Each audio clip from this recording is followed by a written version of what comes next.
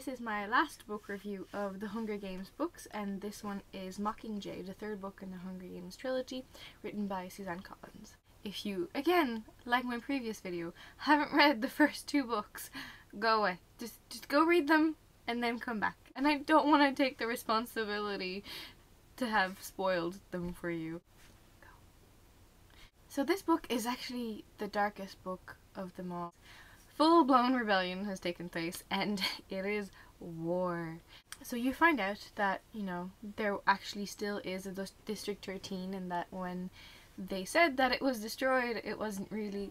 So because after being in the arena twice, I didn't think she was going to actually make them go back in again, because that would just be too cruel. I was wondering what form the Hunger Games would kind of take, and it was kind of obvious that it would just be the war in the end. The interesting aspects of this book were that 13 was kind of introduced as the savior. They've taken all the survivors from 12, but because they have so many rules and it's kind of austere there as well, just because they've had to survive, it kind of makes them seem just as bad as the capital in terms of bureaucracy. I mean, there's a lot of, you can't do what you want and you have to do what we tell you to, which was kind of awful, because you kind of get the sense that the main character is being attacked from all sides, and that even when she will, you know, finish her quest or whatever she's doing, that she's never gonna be happy, or that she's never gonna, you know, be able to be at peace, if you know what I mean. President Coin, the president of 13, is kind of just as bad as Snow in some ways. You just get that she's using Katniss as, you know, a pawn in her own game, and you still get that feeling that even though Katniss is free from the capital's influence, she basically landed in another game and she's being used again, which is awful. I think the entire book was kind of heartbreaking. It was just so sad.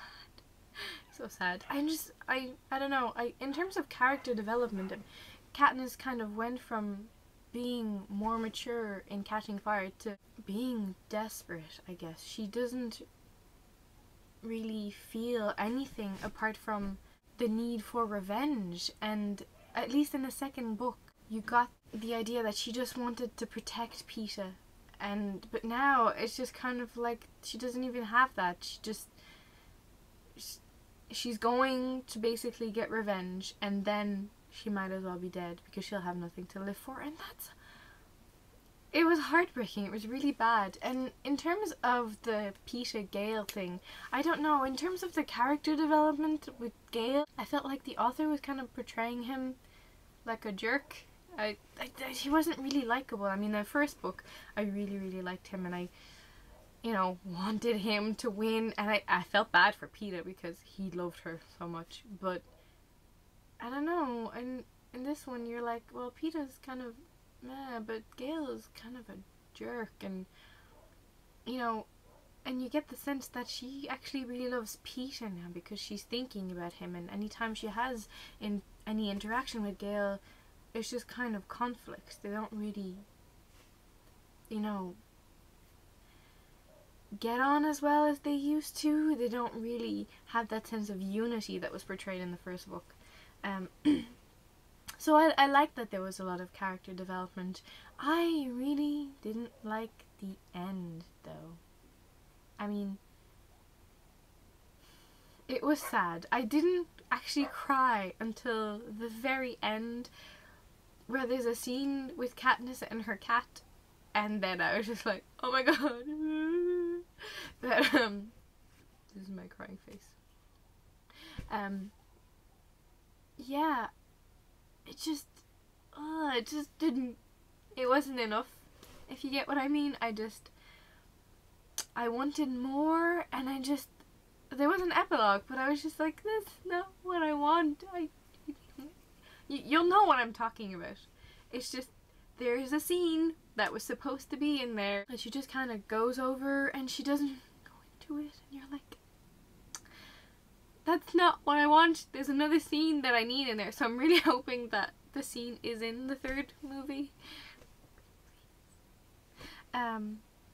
So yeah, this book I will give 5 out of 5 as well, because I aced them. I read all of the books within 6 days. I think each book took about 2 days because I was busy working and I didn't do anything else.